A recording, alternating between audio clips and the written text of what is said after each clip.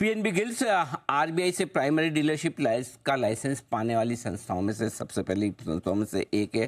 देश के सबसे बड़े पब्लिक सेक्टर बैंक्स पीएनबी की सब्सिडरी कंपनी है और सरकार के जो बोरिंग प्रोग्राम है उसमें सहयोग करने का कंपनी करती है कारोबार। Government securities, treasury bills, state loans, इनमें ट्रेडिंग का कंपनी का कारोबार है।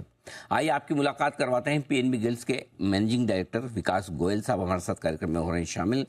गोयल साहब, Shri Ram college of commerce Delhi university से आपने बीकॉम की डिग्री हासिल की है ऑनर्स के साथ। Fisher College of Business Ohio से आपने एमबीए की डिग्री हासिल की है।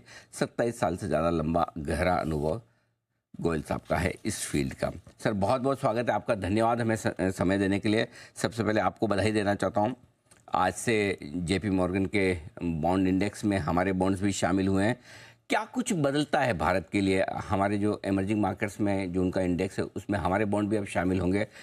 इससे हमारे यहाँ के बॉन्ड मार्केट पर क्या फ़र्क पड़ता है, ज़रा समझाएं सर। अच्छा जी, आपका बहुत धन्यवाद आपके प्रोग्राम पे मुझे बुलाने का। अभी तक इस देश में जो इन्वेस्टमेंट हो रही थी, फॉरेन सेविंग्स जो आ रही थी, वो आ रही थी फॉरेन डायरेक्ट इन्वेस्टमेंट से and foreign equity investment, FPI, mostly in equity investment. आज तक बॉन्ड मार्केट्स में इन्वेस्टमेंट बहुत लिमिटेड थी, 2-2.5% ऑफ द टोटल मार्केट।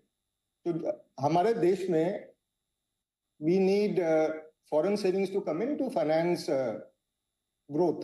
हमारी अपनी जो सेविंग्स हैं are not sufficient for the ambitious growth target which we have, तो we need foreign savings.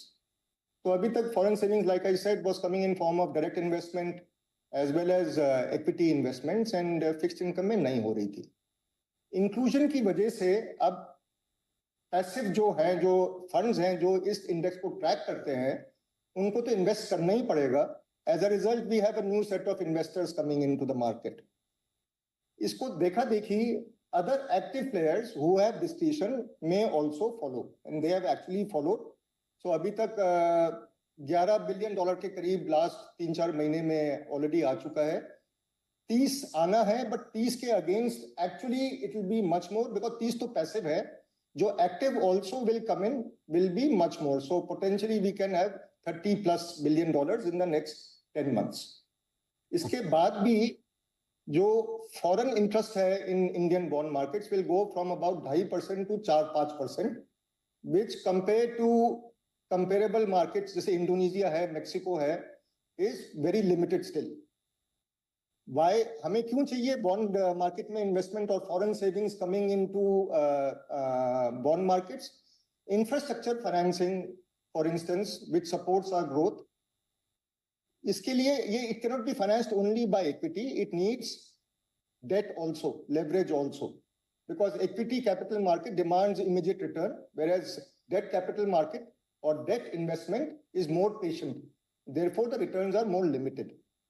Now इस inclusion की वजह से एक तो this investment, this foreign savings will flow into financing the right parts of the economy, that is one.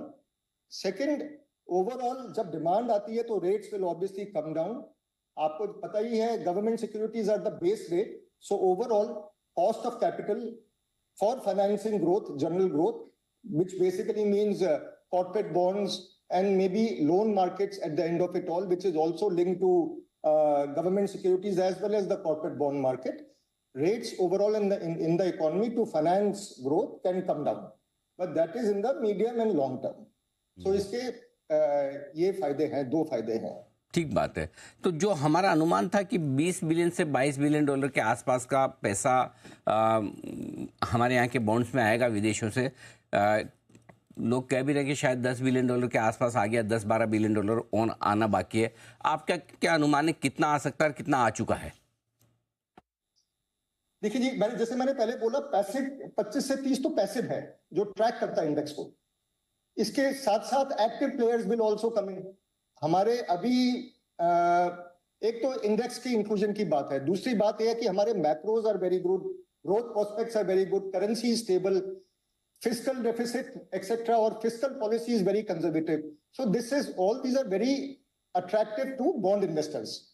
So passive तो आएंगे ही आएंगे, which is actually may be 25 से 30 बिलियन के बीच में, जो एक्टिव और आएंगे अब देखा देखी, पैसिव को देखा देखी, so it can be much more, maybe I expect between 30 and 50 billion dollars over the next 6 months to 10 months. अच्छा, दूसरा एक और बात जो कही जा रही कि ब्लूमबर्ग के emerging market local currency indices में भी हमारे बॉन्ड शामिल होंगे शायद जनवरी 2025 से, और उसके बाद में फुटसी के इंडेक्स में भी शामिल होने की बात है। कब तक होने की उम्मीद की जाए, इससे इन दोनों के और आने से क्या फर्क पड़ेगा सर? देखिए, ब्लूमबर्ग बहुत छोटी सी है, तो उसमें तो 2-2.5 बिलियन ही है जो इफेक्टिवली हमारे पास आएंगे, और फुटसी इज स्लाइटली बिगर। तो फुटसी का अभी तक तो गाइडेंस नहीं है, बट मेरे हिसाब से ब्लूमबर्ग के बाद within 2 to 3 quarters FTSE भी should include us also, that is my feeling, but again उनसे कोई गाइडेंस नहीं है।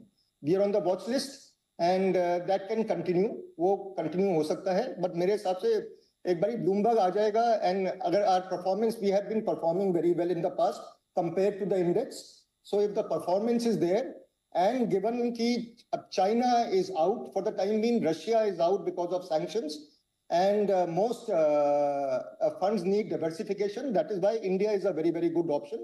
So FTSE पे भी बहुत प्रेशर होगा to include us, तो मेरे हिसाब से अगले साल में FTSE भी हो जाना चाहिए। परफेक्ट। गोयल साहब, आपकी कंपनी देश में डेट मार्केट में कारोबार करने वाली दिग्गज कंपनियों में से एक है, लिस्टेड तो मेरे ख्याल से अकेली ही है। ये बताएं सर कि डायरेक्टली और इनडायरेक्टली आपकी कंपनी को इन सारे डेवलपमेंट से क्या फायदा होता है? जी देखिए, डायरेक्टली तो लिमिटेड है, क्योंकि we are domestic own by PSU, हमारे पास ये फॉरेन क्लाइंट्स जो हैं, ये एफपीआई जो इन्वेस्ट कर रहे हैं, वो बहुत लिमिटेड है। डायरेक्टली तो नहीं है, इनडायरेक्टली हमारे पास आते हैं थ्रू अदर मार्केट पार्टिसिपेंट्स। फायदा ये है कि देखिए, despite very tight monetary policy, हमारे rates have actually come down, and that is for 2 reasons. One, because of this demand, ये जो इंडेक्स इंक्लूजन की वजह से जो डिमांड आई है, और दूसरा obviously on the supply side also the government has been very conservative, तो supply also is limited along with this extra demand, that is why despite monetary policy being tight, rates have started trending down. So ये तो अगर rates नीचे आते हैं, generally speaking, उससे हमें फायदा होता है, हमारी होल्डिंग्स की जो वैल्यू होती है वो बढ़ती है, तो टू दैट एक्सटेंट इनडायरेक्टली हमें फायदा है। तो इनडायरेक्टली फायदा है, जैसे बॉन्ड मार्केट बड़ा होगा, विस्तार होगा, जाहिर सी बात है, और आपकी दिग्गज कंपनी है ही। गोयल साहब, बहुत बहुत धन्यवाद, आपने इस बड़े दिन समय दिया और हमारे दर्शकों को अच्छे से समझाया कि क्या फ़ायदा भारतीय बॉन्ड मार्केट को होगा। जेपी मॉर्गन के इंडेक्स में अब भारतीय बॉन्ड आज से शामिल हो चुके हैं। Thank you so much sir. छोटे से ब्रेक का वक्त